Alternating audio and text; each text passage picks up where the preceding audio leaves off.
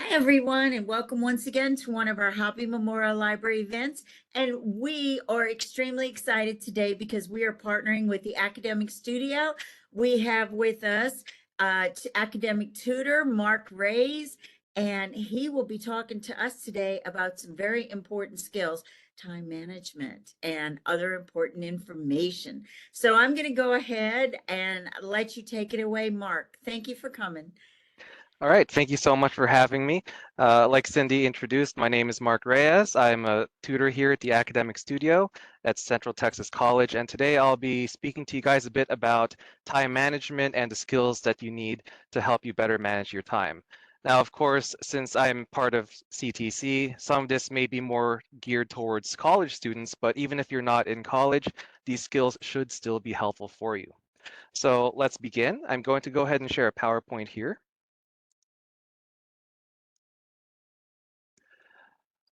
And all right, very good. So like I mentioned earlier, my name is Mark Reyes, and this is my time management presentation. So the first thing about time management, at least from my perspective, is that time management is often a problem with organization. People and students often don't organize their time and their schedules well. So that's the main problem that you would have to tackle if you want to get better at managing your time. And there's a lot of different ways to organize your time and resources. The main way that I like to do things is visually. I prefer to see my actual schedule and projects or assignments that are due. And there's a lot of ways to do this. You could have a to-do list for day-to-day tasks like, any like chores or cleaning, or if you have to do the laundry, walk the dog, etc. Just having a list, a bullet point list, can help you better understand what you have to do that day. If you're more in the college scene, then a planner is a great option. You can figure out when exactly your class schedules are and how they line up. Do I have a 1 hour break here for lunch? Do I have a 2 hour gap here that I could relax or do some classwork or homework? A planner can really help you do that. And finally, another thing that I really find helpful are calendars for big deadlines and important due dates. Um, so, some stuff is not due weeks or months in advance, and a calendar can help you figure out, okay, this is due November 28th, and right now it's October, uh, well, whatever date may be. So, using a big calendar like that can help you visualize when the very large due dates are going to happen. Now, there's a lot of ways to do this. We all have phones nowadays, basically, so you can have an app that you can download to help you manage it. If you're a bit old school, you can, use an actual pen and paper planner or calendar, whatever works best for you. That's a running theme in this presentation, is that a lot of this is whatever works best for you. So along the way, I may give you some anecdotes about what works best for me, so you can use that to help you figure out your strategies. Now, another big part of time management is goal setting. You have to prioritize what goals and when. So the way I break this down for myself are into three categories: the short term, medium term, and the long term. Short-term goals are things that are due within a week. So if it's a class, it may be an assignment or a discussion board post, something like that. Usually those are ones that you have to be on top of because those due dates are the closest. Medium term, I would, you know, roughly categorize as within the next month or so. Medium term goals are things that you have to be consciously working towards, but you can't let them get in the way of short term goals. If you have a big project that's due in 2.5 weeks, you shouldn't neglect your assignment that's due in 2 days. So it's a bit of a priority situation. And then finally, long-term goals, which I would roughly categorize as 1 month plus. So these are your big projects, big research papers, group projects, stuff like that. Long-term goals usually need the largest amount of time and resources, and this is where planning comes into play. You have to structure your schedule and time in accordance with these goals. And the way I kind of break it down in my mind is kind of a top-down uh, structure. I have my my overall goal at the top, and then I break it down into smaller sub goals that I need to accomplish. And then each of those sub goals may have some amount of time and resources that I would need to dedicate to it. So to use an example, let's say you have a big research paper due at the end of the semester for your class. Well, what do you need to do for a research paper? You need to research, of course, which takes a lot of time and resources. You have to get at least one rough draft. Depending on your instructor, you may need to get feedback from a writing lab, which you may need to schedule an appointment for that, and then at least a final draft. So in my mind, I'm thinking that's four sub goals I have to do before I can complete my research paper. And then I would in my head or on some pen and paper, I would write down what do I need to do and how much time do I need uh, to commit to each of those sub goals. So making the rough draft, that might take a few days. Getting an appointment with the writing lab, depending on how busy they are, you may need to call ahead at least a week or two in advance. Uh, researching, that's going to be an ongoing process for your research paper. You're going to have to be constantly researching the topic, making sure you have all your sources and everything down. And then the final draft might be another few days or even a week. So just by breaking it down into smaller pieces and then identifying what you have to do to complete those pieces, that's a great way to figure out how and how much you have to commit to each goal. And of course, the short and medium term, those take a bit less resources than long-term goals, and you have to plan for that accordingly. If you have just a small discussion post due by the end of the week, that's 30, 40 minutes just typing it up on the Blackboard discussion board or whatever it may happen to be. So that's kind of a running theme that stuff that happens in the short term usually requires less amount of time and resources than your big projects or big deadlines that are due in the long term. And another big important thing here with time management that a lot of people struggle on is a lot of times we've all done it. Procrastination, it's kind of an epidemic. I'm guilty as well. I procrastinated on my projects and homeworks and stuff like that. So I'm not innocent either. I'm guilty of it. But we have to strive to try and get rid of procrastination as much as possible. And for that, I have this slide titled Forward Momentum. You have to try and make progress on your assignments and projects and studying basically every day. Even a small amount of progress is better than zero progress.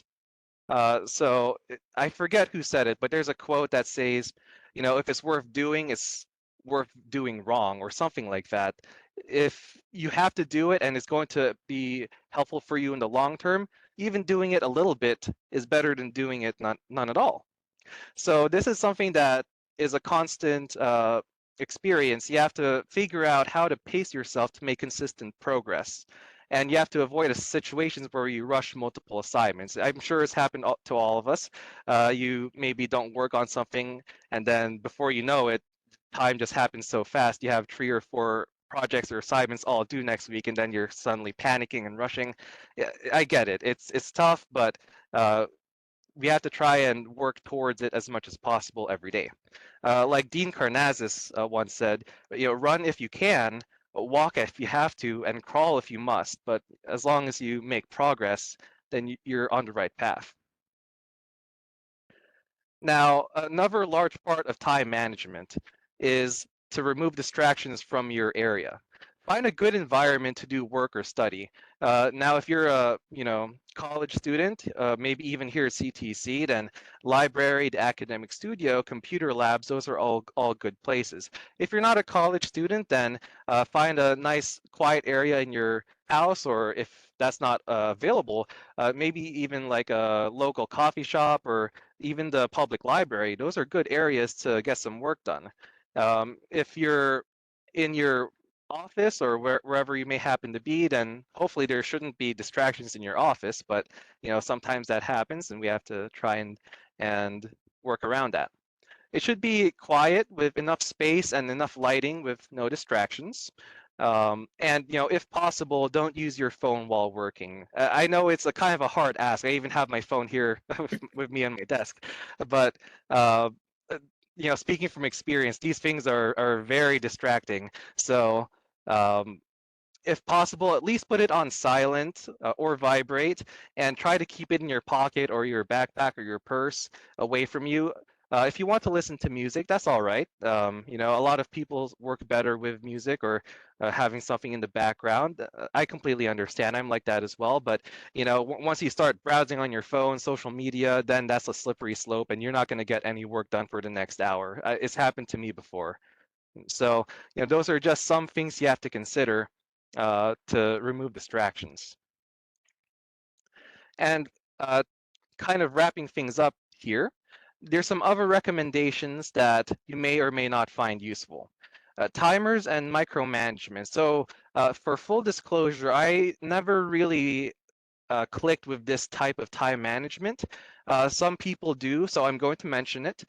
Some people prefer to have, hard timers and micromanage their time like down to the minute or hour or half hour, however they do it. And for me, I never quite liked that, at least for me personally, because it just made me feel a bit rushed and stressed. But for some people, they find that having a hard timer does help them stay on task, and it also gives them some degree of like control over their time. If they section off, I'm going to study here for 1 hour and then I'm going to do 30 minutes of this assignment and so on, that may work for you. It doesn't work for me, but of course, everyone's different. Another technique that I've heard a lot of buzz about is something called the Pomodoro technique. Now, this one is one I am admittedly not very familiar with, but it's one that's been shown to like improve efficiency and productivity from certain studies. And the idea is you work for a certain amount of time. I think it's 25 minutes. Then you take a 5-minute break, then another 25, then another 5-minute break. And it's a very strict like scheduling of your minutes, and the research shows that it helps you stay on task, and it improves your workflow and gets you into the right headspace for productivity.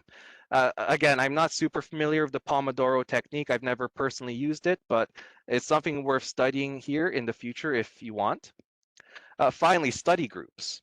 So a large part of time management, apart from the objective stuff that we've covered, is also mental and psychological. Having even one or two people to keep you accountable is a huge part of time management.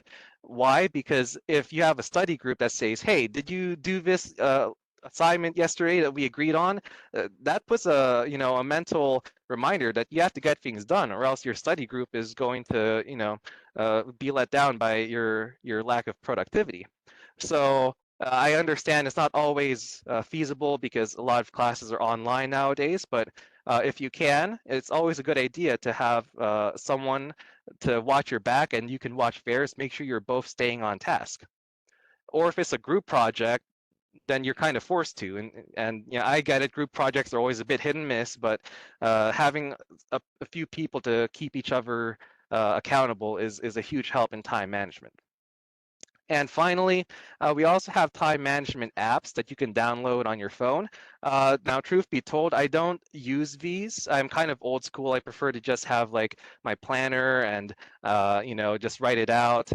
So I don't have a lot of experience with time management apps. I can't really recommend any off the top of my head. But if you or someone you know has a good one, then get the word out. Some people prefer to have everything on their phone, so you can have all of your time management, your calendar, your planner, everything like that right in your pocket. So, like I said, I don't really use time management apps, but if you like them, then if it works for you, then it works. Okay, so that's kind of the end of my presentation here about time management and organization. Now, to summarize, we went over a lot of different topics. The main thing with time management, at least in my perspective, is organization. You have to organize your time appropriately. And how do you do that? At least for me, I organize them into goals, short term, medium term, and long term. With longer term goals taking up the most time and resources. And those are the ones that I have to schedule my time and resources around. And of course, it really helps me at least to break down my goals into various sub goals that will help me identify what exactly I have to do and more importantly, when. And once you have that organized, then you have to actually practice your time management skills. That's, things like keeping yourself accountable, organizing your information visually, making sure you're in a good working environment, somewhere quiet, a lot of light, and no distractions if possible. So try and keep your phone away from your hands as much as you can. Try not to browse social media and other websites like that, and just try to stay focused on the task that you have to get done. And of course, you can't just offload everything until the last minute. You have to try and make a bit of progress on your goals every day. And finally, one last thing here. Um, this is not necessarily related to time management, but do try to stay healthy, drink a lot of water, make sure you're getting enough sleep. A lot of people don't notice, but you actually learn more in your sleep than when you're awake. A lot of people tend to miss that fact, and they're trying to get by with like 6 or 4 hours of sleep and then a lot of caffeine. I've done that in the past. I completely get it, but a good night's sleep, especially the week before or the day before a big exam, it can't be understated or overstated rather how much it helps. Right. So those are just some things to keep in mind, and I hope that this presentation has helped you guys with your time management skills going forward. These are my contact information here. I'm part of the Student Success and Persistence Department here at CTC. If you're a CTC student, we're at the Academic Studio, Building 220, Room 201. And you also have our office phone number and office email there as well.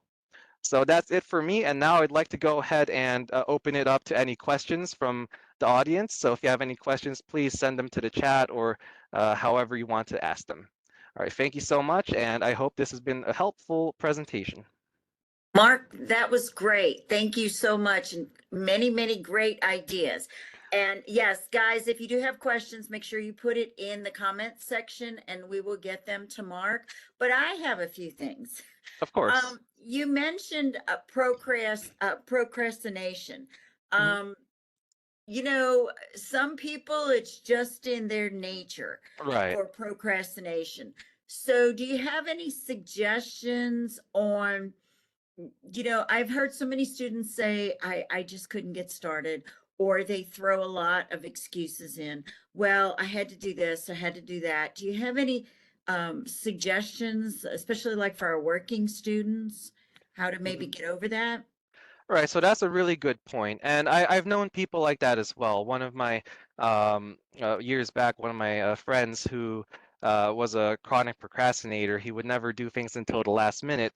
I mean, it worked for him, but he was kind of like top class, so uh, not always the best idea to procrastinate. So I think you brought up a good point, Cindy, that a lot of people struggle to get things started, and I feel that as well. It's kind of hard to get things started. I'm not sure if I have the best recommendation for that other than just kind of trial by fire. You just have to force yourself to start the assignment or the project or the paper or whatever it is. Now, if it's a time thing, I completely understand. A lot of students are working one or more jobs, so it can be hard to finally get started.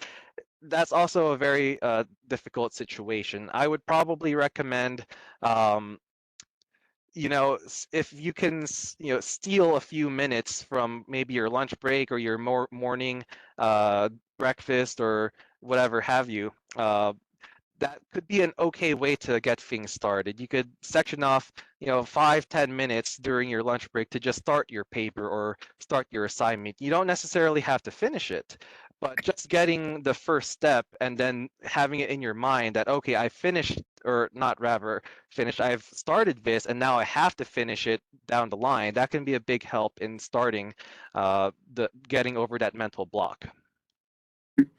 Yeah, I agree.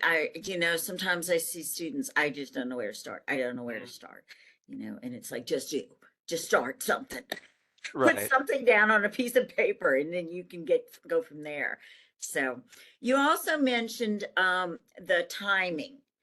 Mhm. Um, I know myself when there are tasks that I really don't like to do, like housework or something else, I literally have to bribe myself by going, okay, I'm going to mop the floor for 30 minutes and then I'm going to go ahead and do something fun for 30 Right. minutes. Right. And then I'm going to finish mopping the floor for 30 minutes. I literally have to like convince myself to do it.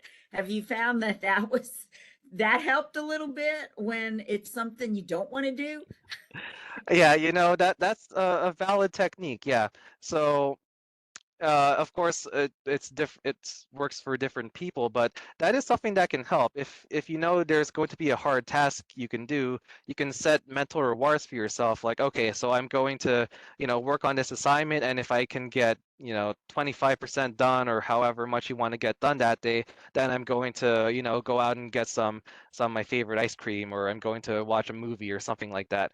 That's a valid technique, yeah, definitely, because if it's especially if it's something that you don't like a lot of students don't like doing math or science homework or whatever it is, having that carrot on the stick, so to say, can help motivate them, because if they don't like it, then they don't have a reason to do it until the last minute. So if you have to give yourself a reason to do it, then that works. Yeah. Yeah. Well, and also, I love the idea how you said, get it on a calendar, get Mhm. it somewhere, you know. Um, I know for myself, if I have too much on my calendar, like a lot of things going on, then I miss stuff.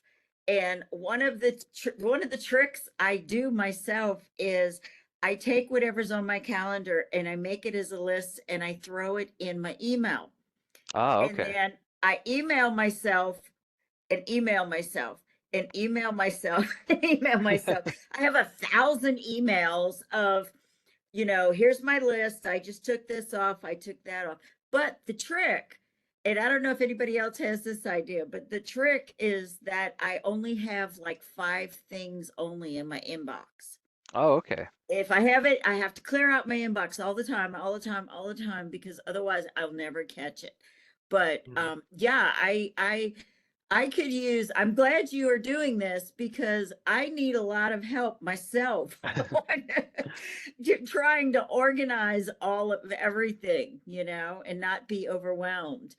So, have you ever used like spreadsheets or anything? Is that something that you recommend? Spreadsheets. So that's an interesting idea. So personally, no, I haven't really used spreadsheets myself, but I can see the value in them because, like, especially if you're, an Excel guru, you can really customize Excel like really, really deeply. So I can see the value in it because you can section off exactly how much you want. You can make blocks. You can color code it. So if you're particularly talented in Excel, that might be a really good way to make your own calendar or planner, and then you don't have to, rely on an app or something like that. Because some people don't like using the app for their time management, which is completely understandable. Yeah, so personally, no, I haven't used spreadsheets to help me manage my time, but I can definitely see the value in it. So that's something to consider for the students as well.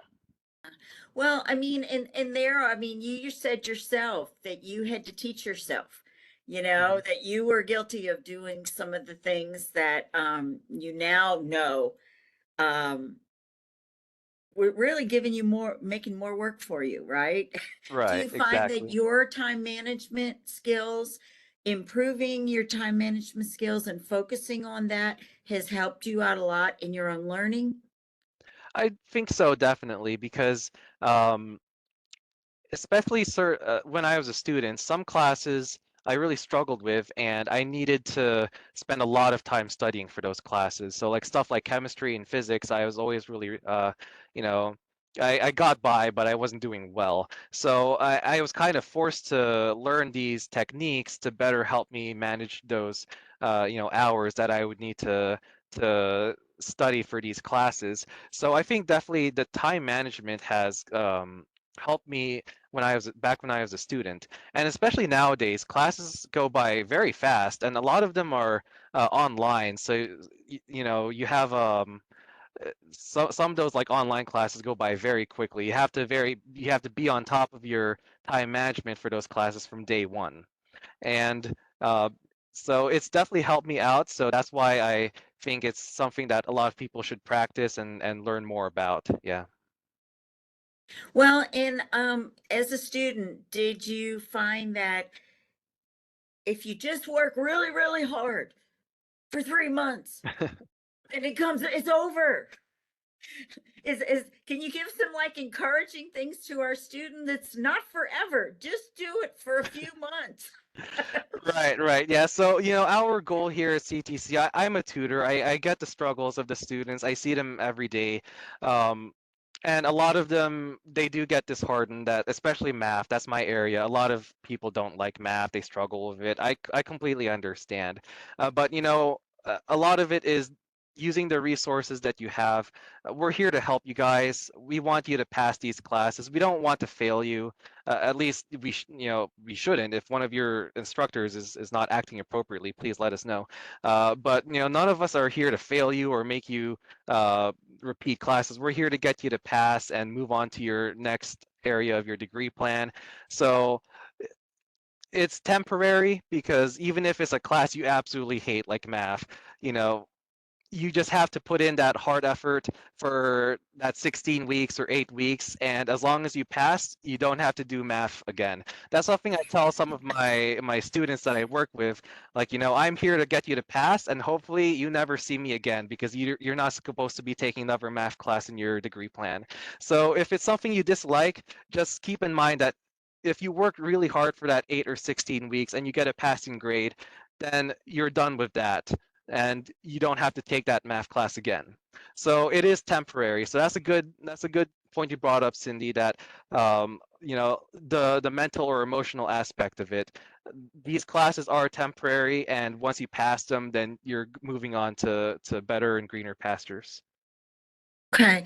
Well, Mark, those are some very encouraging words. And everyone, remember, if you want some great ideas on time management, head on over to that academic studio and Mhm. look around for Mark. And I'm sure all the other tutors are the same way. They will go ahead and teach you some really awesome ways to organize your time.